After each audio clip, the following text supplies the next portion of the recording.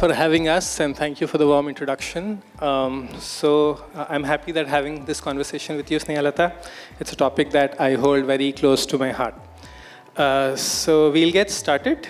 Snehalata, the topic for today is creating a culture of well-being, prioritizing mental health and engagement. And my first question is to talk about the fact that we are releasing a state of emotional well-being report. Many of you will find it in the goodie bags that you have. 87% of individuals that took the pre-screening reported signs of depression, and 85% reported signs of anxiety. Are mental health issues more common than we think they are? And you hold the purposes for investment in Naval Group on the well-being initiatives. Where does mental health investment sit vis-a-vis the overall investment that you have for well-being?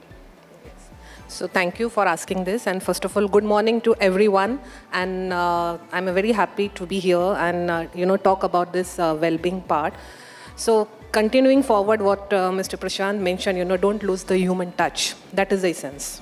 Okay, we are heading the HR department, digital transformation, other strategic planning, all good. But being HR, the human touch is very important. So as Kunal, you asked, are the mental problem, common? So yes, they are common, but they are unmet, unaddressed, because we cannot see them. Okay, physical wound, we see it, and so we can heal it. We can put ointment on it. But mental health concerns are something which is not visible in the first stage. It's only when you go to the little extreme, you come to know. And that too, you have to rely on the other people, because you yourself will never know.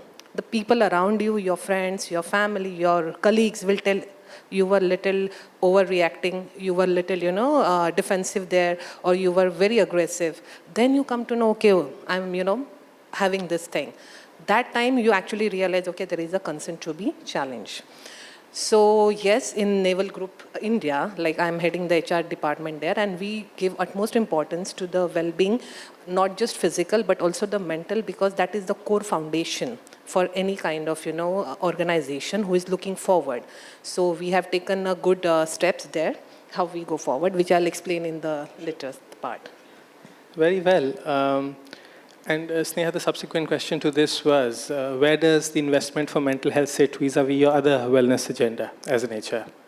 Yeah. So for me, organization who have a long-term vision will definitely invest in the well-being of the employee, not just physical, but also the mental, because that's the core. So if your foundation, the employees which are the backbone of any organization, if you invest in that, definitely you will have a good returns, both terms, loyalty as well as the productivity, what any business is looking for, okay? So, and it is not just a one-time activity. It is a long-term planning. Not just a planning, but the execution and the commitments toward it. Great, thank you, Snehalata, for the responses. So Sneha, of course, has been instrumental in leading the HR initiatives at Naval Group. And happy to hear that there's strategic thinking on where you're making those wellness investments and initiatives. All right, so I'll start each question with some data. I think that's the best way to capture everyone's attention, as also to state what we are talking about is backed by research. Deloitte, in its 2022 report and study, carried out that mental well-being investment is no longer good to have, but is actually backed by data. If Indian organizations do not invest in employees' mental health, they stand to lose to the tune of USD 14 billion. So I know your organization, of course, has embraced emotional well-being support of some form, but it goes beyond just a reactive enablement of support, right? How is it that organizations can proactively embrace a culture of well-being, openness, and trust, where employees feel that they're cared for? Dr. Nair spoke about not having good bosses, etc., in one of his presentations. But how is it that organizations can facilitate a culture of care and well-being? Yes. So it's a very important thing, Kunal, because it's, not a culture cannot be built in one day. Okay, we have to understand as a HR that we have to take the lead here. And the culture will be developed with the proper planning. Second, the involvement of executive leadership. Believe me, alone we cannot drive this in the organization. We need the involvement of executive leadership. That is on you as a HR, that how you involve these leaders to be there, participative and engaged in such activities, because that will create more impact and influence. And third important is commitment. Because we may start certain drives, certain changes, but after some time it dies. Okay, so as a HR, we have to keep on hold. So the planning, what we did, we have to maintain it. We have to maintain the commitment towards these changes. So these are the three things which I feel is very important to create such culture. And culture creation is not just, a short-term thing. It's a long-term vision which need, as I said, executive leadership support and your commitment and your resilience for it. Because you will get the feedback not immediately. It is a process which will be ongoing and which you need to maintain it. Yeah. Very well, Sneha. Sneha, we also talk a lot about psychological safety within our organization, wherein if an individual is going through a distressing situation, that he or she should feel welcome enough, that the culture should be open enough to kind of allow that employee to advocate. What are your thoughts around creating that kind of environment? Exactly right. It's very important that employee feels safe, not just, like physically, but mentally as well, to openly discuss the challenges and the concern he or she is facing. So for this, as I said, we have to create a culture and we have to create a system in the organization itself where employee can have, access to the management or to the person in charge of this change. So for in Naval Group India, it's an open door policy. So a person of executive designation and a HOD has the equal access to the cabin of the head HR, so that there is no barrier, okay, that how do I go, with such problem. It's an open door policy. So where they feel they can be heard, and at the same time, as we are driving this change, in timely manner. So it's not just like in 1 month we have 4-5 seminars and then there is nothing. So there is properly planned, after every 2 months we have certain things coming up, webinar, seminar, some activity. It's kind of, reiteration of this thing so that employees are reminded from time to time and they know where they can go. Okay. So they need to have the access to the right place. That is more important. So I've been to Naval Group's office, and indeed they do practice what they preach. They do have an open door policy, and I think that is important to allowing individuals to express themselves, especially when they are in need of it. All right. Another piece of data, many would have heard about Gallup, and they do a lot of survey on employee engagement. Employee engagement is critical to ensuring that your workplace stays happy, healthy, and remains engaged, goes above and beyond to contribute to organization success. Again, that data reveals that 70% of the variance in team engagement is solely by managers. All right? Clearly, managers should a great deal of responsibility. And earlier responsibilities were only to deliver on organizational objectives, but I think now the expectation, at least from the Gen Z workforce, is that the managers also take care of their emotions. So how is it that we can better equip our managers, right, in delivering organizations' objectives while also ensuring that their direct reports are taken care of? Very important, and thanks, Kunal, for bringing up that question. See, in the course of this promotion or hierarchy, we forget that managers are employed too, okay? And we expect a lot from, manager. He has to do that, she has to do this, she has to manage the team and also equally achieve the targets of the business. But we forget that they are human first. They are the employee. They were the first-time managers as well. So as a HR, take the lead here. Okay, because we know what happens when they are sitting there. They have to manage dual role. They have to manage the team, the conflicts going on day-to-day basis, plus they have to achieve the targets. So come forward, help them out. How do we help them out? That's the main important question. So first is, manager itself, we have to understand them the importance of their time management. I can tell you, most of the stress or the conflict come because the manager is not able to manage their time. Basic things, but it will help a long way. So there are trainings available, there are counseling available, and as a HR, make sure that you're connected with the managers on a timely basis, not only when you have official meeting. We have heard about chai pe charcha. It's okay. Sometimes it's good to, have the discussion, informal discussion, to understand what are their pain areas. Because sometimes manager themselves will never, come forward and say, okay, I'm facing this challenge. Because that time it is like, how can I say that I'm a manager? Right? That is one of the concern again. So come forward, let the manager also feel safe to discuss their concern and pain areas. So first is make them understand about the time management. Second important is delegation. Manager has to, have to learn delegation. And it is not bad to delegate. Of course, you have to understand what you can delegate, but after you delegate, it's not just that, okay, given the task to the team member. You have to supervise as well. And there, the manager will need a kind of hand-holding. Not hand-holding, I would say, but a discussing that how the delegation can be supervised, maintaining the KRA of overall group. Right? So these are the two important things. And the third, as I said, as a HR, how we can play a vital role here, that be connected with the managers and understand how we can support them. There are a lot of things, like HR policies, where sometimes it's not, I would say, obvious for manager to discuss those with the employee. They may feel, okay, I may become a bad manager. HR can pitch in. This is a policy. We can be a bad, a villain there, because yes, that's a policy. Nothing can be done, nothing can be changed. That will save a kind of stress for the managers as well, and they can keep continuing their work. So that is one way the managers can be, helped as an organization.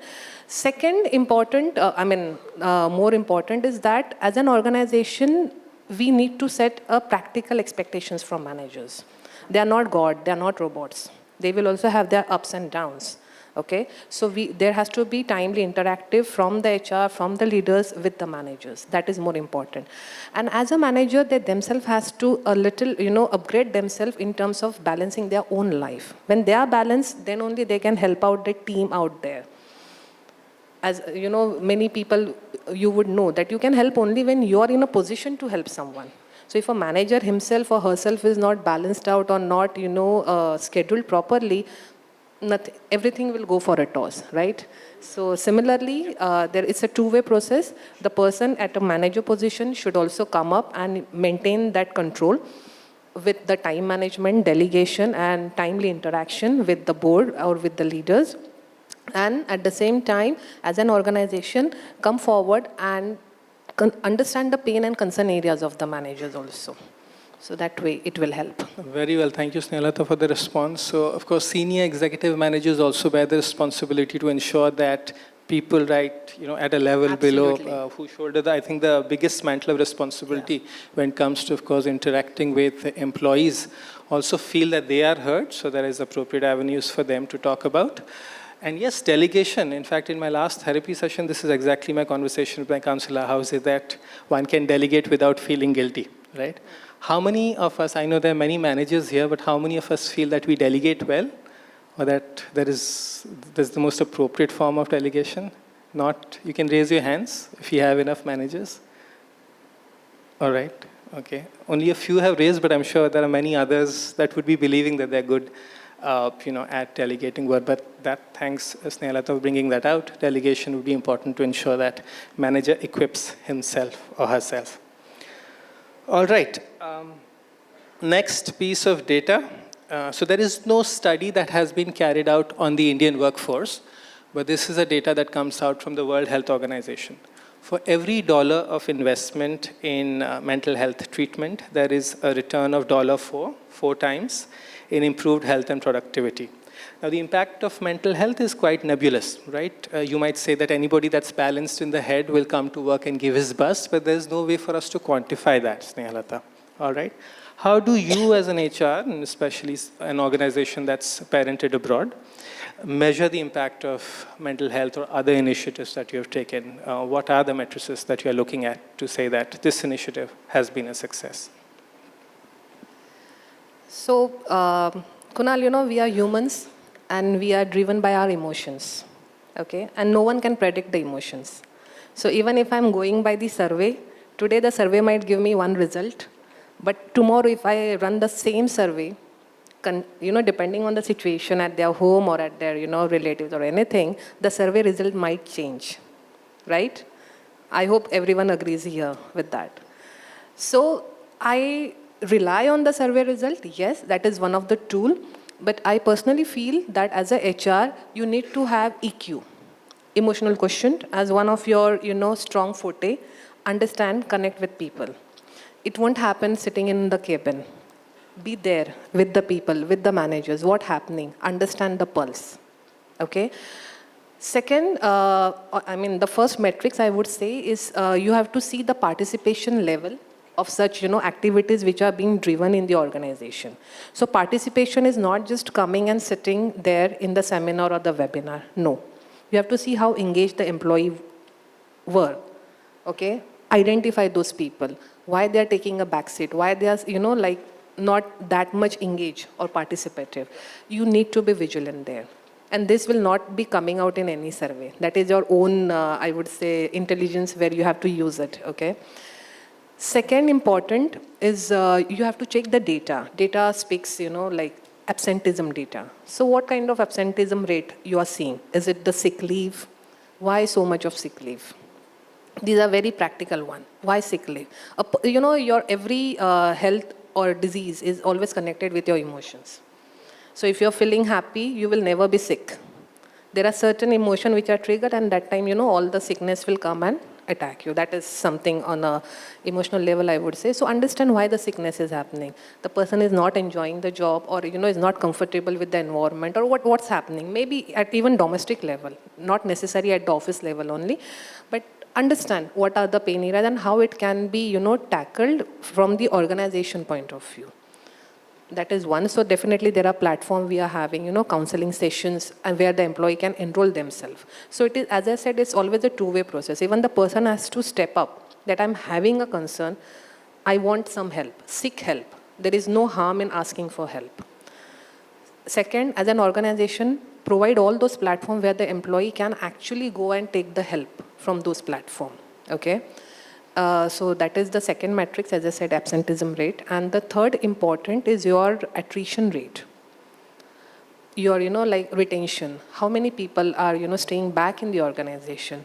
And if they are staying back, what is the reason? If they are moving out, what is the reason? So is the culture, the process, the policy are in place? How can we better it? And it's an ongoing process, Kunal. It cannot be, defined in one day or 6 months or 1 year. It is an ongoing. So it's a commitment from the HR that we have to drive, excellence, and it will be happening. You have to keep on doing it. So those are 3 metrics. Very well. Thanks, Neha, Lata, for pointing that out. So yes, you can look at matrices is what I understand, but yes, get out of your cabin, interact with your employees, see how they feel to get a better sense of what they like and what they don't. I think we are doing good on time, Snehalata. I will take the liberty to ask you one more question. So I come from a family, I have 4 sisters, and I do see a disproportionately larger representation of the female audience over here. Again, our data reveals that despite there being less female participation in the workforce, around 25% industry dependent, we see a disproportionately larger representation of women when it comes to counseling. About 53% of all counseling sessions have actually been taken by women. Is that statistic alarming to you? Is this something that's expected? What is it that organizations can do to support women, given that they're seeking out help more than their men counterparts? So, if I say statistically, as you mentioned, like more women in the counseling session, because naturally we are gifted to compassionate, like I know many people would have read the book, women are from Venus and men are from Mars.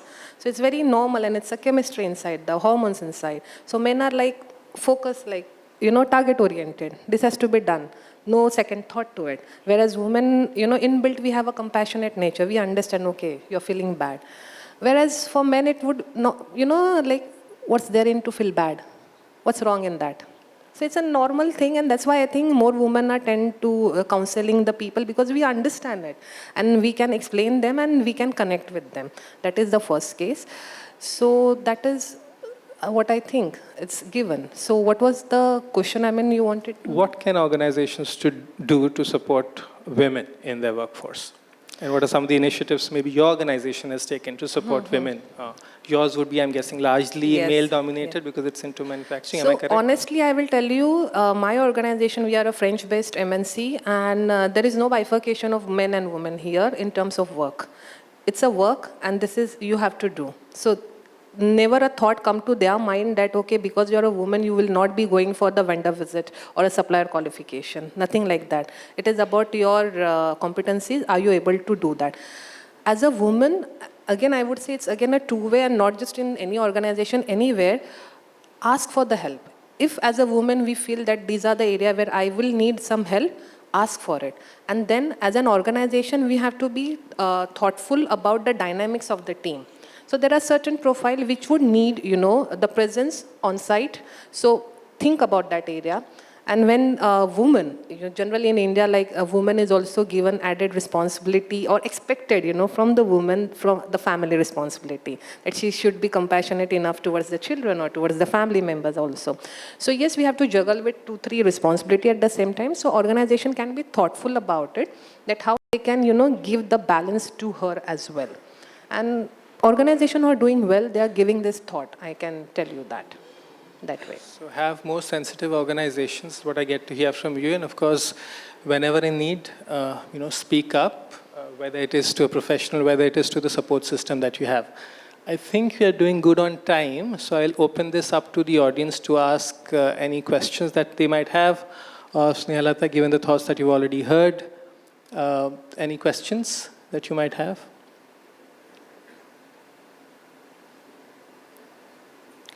No questions? Nobody curious to know about mental health or the initiatives that organizations are taking? All right, yes, please. You can pass on the mic. Yeah.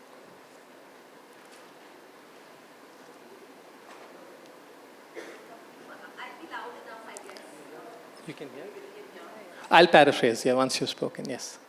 So, with regards to mental health being a gender issue, men, women, whatever, I think there's a lot of stigmatization also which is associated with mental health. And a lot of times people, irrespective of whether they are men or women, they do not want to come up and share with their organization because they fear that the moment I disclose that I am anxious, I'm overwhelmed, I'm feeling depressed, first of all, my ratings will get impacted. I might not be given that next role. I might not be considered for a promotion and so on and so forth. How do we create that psychological safety first and foremost by destigmatizing mental health? That is my first question. Second question is that yes, I agree. I don't agree men are from Mars, women are from Venus. I think that is stereotyping. I don't think we as women were born to multitask. It's societal expectation. Having said that, let's also consider the fact that men are also expected to be breadwinners all their life, and that can also cause a lot of mental stress and anxiety. So if it was 53%, we are also talking about 47% men being under stress and anxiety and a lot of cardiac effects. What are we doing about toxic culture, toxic managers? Do we even take cognizance when it comes to mental health, that how is an organization culture and lack of managerial sensitivity, leadership sensitivity impacting mental health? Two questions. Well, thanks. So I'll just back up with a little more additional data based on the State of Emotional Wellbeing report, and then I'll give it on to you, Snehalata. So to begin with, yes, awareness is critical because this is something that has been stigmatized for the longest time. And it is unlikely that you have a mental health issue you'll discuss with people, especially for men, like you said, right? Because that will be perceived as a sign of weakness. So just on that front, right, 53% of counseling has been taken by women and 47% by men. Unfortunately, if you look at the suicidal statistics, 72% of those acts have been taken by men. Speaking up help. What's that? Unfortunately, sorry, if the "un" did not come out. Unfortunately, that is the statistic. So speaking up and discussing about emotions actually help, right? So women form this supportive network with other women or with family members where they speak up, right? Which is why you have the outlet for emotions. Men, incidentally, have not. And I think it's important that we normalize conversations around men speaking up about their emotions. I certainly do, and I hope that others do as well, but that's an important statistic I thought I'll give out. And just before I pass it on to you, Snehalata, I just also wanted to talk about the culture within the organization, and I think that was the second question that we raised. It is beyond just a reactive provision of support. It's just not that you enable professional support for counseling that the issue is taken care of. It is up to the senior management to actually ensure that those requiring support can speak up within the organization. There is appropriate trainings for managers. Many of us might be naturally empathic. Many of us may not be naturally empathic, which means there is training required for being empathetic, non-judgmental, asking the right set of questions. So a whole bunch of paraphernalia of support that we do such that managers are trained, such that the next time your employee has an issue, he or she knows who to reach out to. And then managers can then act as the first line of defense. So yes, the organization owe it to the managers and to everyone to enable that kind of support. I thought I'll give it from the perspective what we do at 1to1help, but Snehalata, just your thoughts on the question that were raised. So I would say two things here. The first is when we provide the platform to support the employees. So those platforms are totally confidential. The reports are not shared. That is the first thing. As a HR, we have to maintain that. And also as a data protection officer, I would say that please maintain that boundaries. So whatever the person is going through and he's seeking help, that cannot be the criteria to judge his or her performance. Because first we have to appreciate the employee that he or she has taken a step, asked for the help and has gone out for the counseling session. Okay, so there is a very clear-cut instructions that no data or no report of any employee of a discussion or counseling session would be shared with us. Unless and until there is a red flag of suicide. Unless and until, because that is where we have to, come forward and take the step forward. Till that time, it is totally confidential. Second, we have to sensitize our managers and the leaders. Okay, if a person is going through or having any kind of, anxiety issues or any other part, they cannot be one of the parameter for checking their performance, because performance are purely against your KRAs, right? In fact, if a person is having any kind of concern, we have to help them out to improve the KRA. So we have to put it in that way. So it is all about how you are, portraying that in front of the leaders and how involved leaders are. As I mentioned in one of my talk there, the involvement of the executive leadership is very important. How much do they give weightage to your mental and physical health? Okay, there would be leaders who will be saying that I just need result. I don't care whether they work in the night or they work, from wherever. No.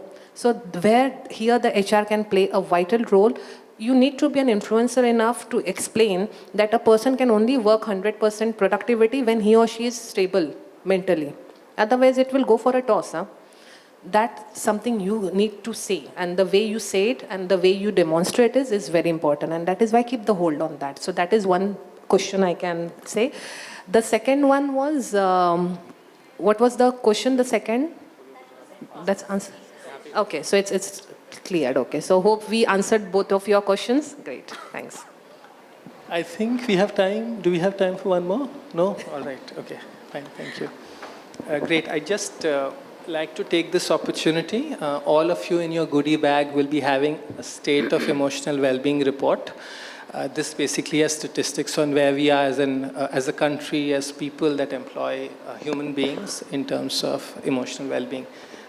And I hope you find it insightful with actionable insights as to what can be done from an enablement of support perspective. So take some time back in your rooms to go through it. I'm happy to support after. I'd like to use this opportunity with Snehalata just to launch this report. Happy to be here on this launch. Yeah, my yes, pleasure thanks. that we're doing it with you. So this is actually second in the series. We launched it last year. Give it a big hand, ladies and gentlemen.